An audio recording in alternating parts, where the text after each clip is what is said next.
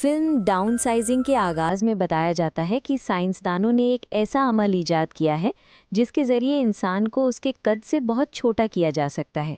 इस अमल का नाम डाउनसाइजिंग रखा जाता है। इस अमल के जरिए किसी भी इंसान को महज 5 इंच का बना दिया जाता है। इस इजाद के पीछे मकसद ये था कि दुनिया में आबादी बहुत ज़्यादा बढ़ चुकी है और वसाइल तेज़ी से कम होते जा रहे हैं, जो इंसानियत के लिए एक ख़तरनाक सूरत हाल है। इसी खतरे को देखते हुए साइंसदानों ने ये अमल ईजाद किया। सोच ये थी कि जब इंसान छोटे कद का हो जाएगा तो वो वसाइल भी कम इस्तेमाल करेगा और इस तरह दुनिया के वसाइल को बचाया जा सकेगा। लेकिन इस अमल के साथ कुछ सख्त कवायद भी जुड़े हुए थे। अगर किसी इंसान पर एक बार डाउनसाइजिंग का अमल कर दिया गया तो उसका कद दोबारा पहले जैसा नहीं किया जा सकता। यानी वो इंसान पूरी जिंदगी छोटे कद का ही रहेगा और उसकी आने वाली नस्लें भी छोटी ही होंगी। धीरे धीरे ये इजाद पूरी दुनिया में मशहूर हो जाती है। कुछ लोग इसके हक में होते हैं और कुछ इसके खिलाफ। जो लोग इसके हामी होते हैं वे इस अमल को अपने ऊपर आजमाने लगते हैं। छोटे कद में जिंदगी गुजारते हुए बहुत से लोग अपनी जिंदगी से मुतमईन नजर आते हैं। इसी दौरान एक जोड़ा सामने आता है। शौहर का नाम पॉल होता है। उनकी माली हालत बहुत कमज़ोर होती है। जब वे डाउनसाइजिंग के बारे में सुनते हैं तो दोनों इस अमल के हक में हो जाते हैं। जिंदगी के मसाइल बढ़ते जाते हैं और पॉल कई बार सोचता है कि उसे ये अमल करवा लेना चाहिए, लेकिन उसमें हिम्मत नहीं होती। एक दिन पॉल एक पार्टी में जाता है जहां उसकी मुलाकात अपने एक दोस्त और उसकी बीवी से होती है, जो डाउनसाइजिंग का अमल करवा चुके होते हैं। वे दोनों एक छोटे से शीशे के डिब्बे में उस पार्टी में आते हैं और अपनी जिंदगी से बहुत खुश नजर आते हैं। पॉल अपने दोस्त से तफसील से बात करता है। उसका दोस्त बताता है कि बड़े कद में जिंदगी बहुत मुश्किल थी, लेकिन छोटे कद में आकर उसकी जिंदगी आसान और खुशहाल हो गई है। उसकी जायदाद छोटी होने के बावजूद अब बहुत कीमती हो गई है और वो अमीर हो चुका है। ये सब सुनकर पॉल और उसकी बीवी बहुत मुतासिर होते हैं और आखिरकार ये फैसला कर लेते हैं कि वे भी डाउनसाइजिंग का अमल करवाएंगे। दोनों एक मीटिंग में जाते हैं जहां उन्हें इस अमल के बारे में पूरी मालूमात दी जाती है। उन्हें बताया जाता है कि छोटे कद में उनकी जायदाद की कीमत कई गुना बढ़ जाएगी। मिसाल के तौर पर, जो बिस्कुट बड़े कद में भूख मिटाने के लिए काफ़ी नहीं होता, वही बिस्कुट छोटे कद में कई दिनों तक चल सकता है।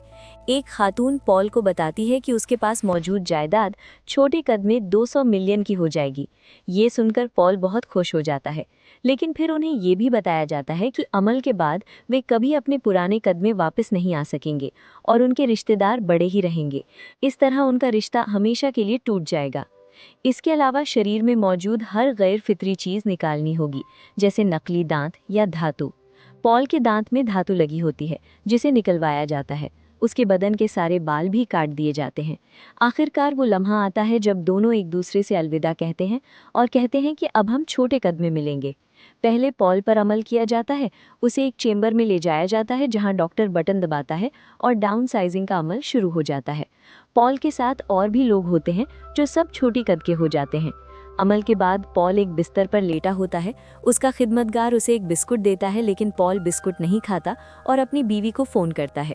उसकी बीवी बताती है कि उसने ये अमल रद्द कर दिया है।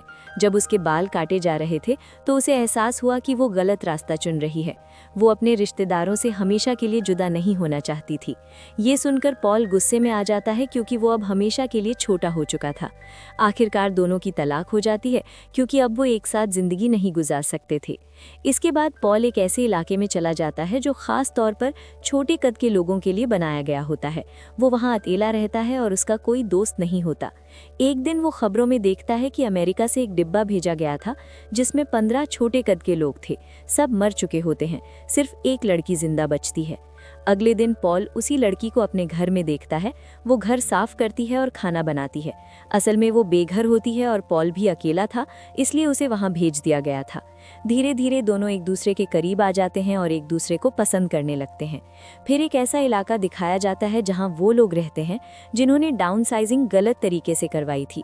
उन्हें कोई फायदा नहीं हुआ था और उनकी जिंदगी पहले जैसी ही मुश्किल थी। पॉल ये जानने के लिए उस जगह जाता है जहां इस अमल को ईजाद करने वाला साइंसदान रहता है। वो जानना चाहता है कि क्या किसी तरह उसका कद वापस बढ़ सकता है। साइंसदान उसे बताता है कि ये नामुमकिन है। वो कहता है कि उसने दुनिया को बचाने के लिए ये अमल ईजाद किया था, लेकिन अब वापसी का कोई रास्ता नहीं है। पॉल इस हकीकत को कबूल कर लेता है। उसे अब उस लड़की की सूरत में एक अच्छा साथी मिल चुका होता है। साइंसदान उसे अपने साथ रहने की दावत देता है और कहता है कि ये जगह हमेशा महफूज रहेगी, लेकिन पॉल मना कर देता है। वो कहता है कि वो धरती के साथ ही अपना आखिरी वक्त गुजारना चाहता है। आखिरकार पॉल वापस लौट आता है और उस लड़की के साथ एक नई शुरुआत करता है।